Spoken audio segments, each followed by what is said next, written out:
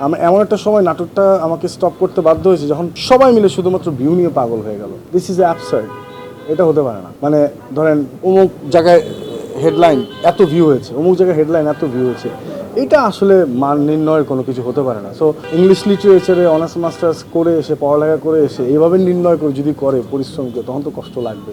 একটা কষ্ট থেকে আমি আসলে অফ করেছি।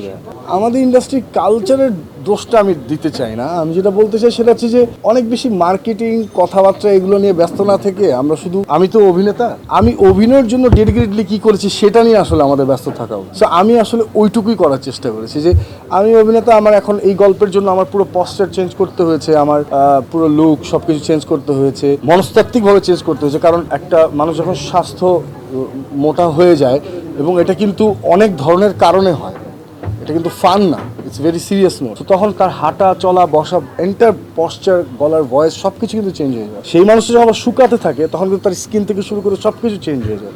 সব রিস্কই আমি নিতে রাজি আছি, কিন্তু কারণটা হচ্ছে ভালো অভিনয়, ওই চরিত্রটা হওয়ার জন্য, অন্য কিছু না। সো আমি মনে করি যে যেহেতু আমাকে দিয়ে হলো, I am the luckiest person.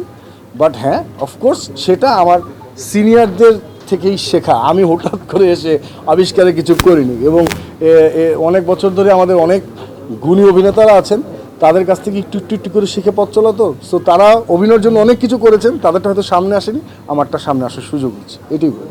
মজার বিষয় হচ্ছে আপনি দুটো কোয়েশ্চেন করেছেন, একটা হচ্ছে মানসম্মত হচ্ছে কিনা, আরেকটা হচ্ছে দর্শক কি মেসেজ পাচ্ছে। মেসেজের কাজ কি সব দর্শক দেখছে?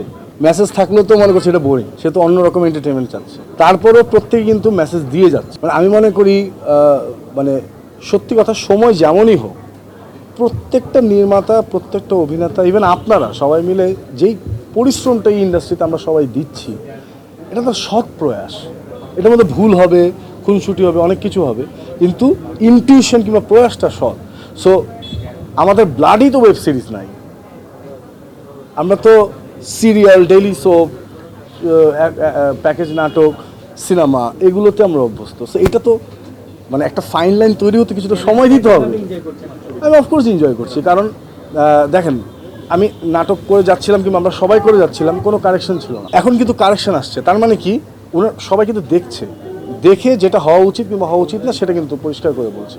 সো আমি বলবো যে এটা অনেক পজিটিভ একটা সাইন, যে একেবারে নতুন ধরনের একটা প্যাটার্ন, যেটা ফিল্মও না, নাটকও না, হ্যাঁ, নতুন জিনিস, ওয়েব সিরিজ, সেটা আস্তে আস্তে অনেক খুনসুটি, ভুল, অনেক কিছুর মাধ্যমে শুধরিয়ে নিয়ে সবাই এগিয়ে যাচ্ছে। So it's a very positive sign.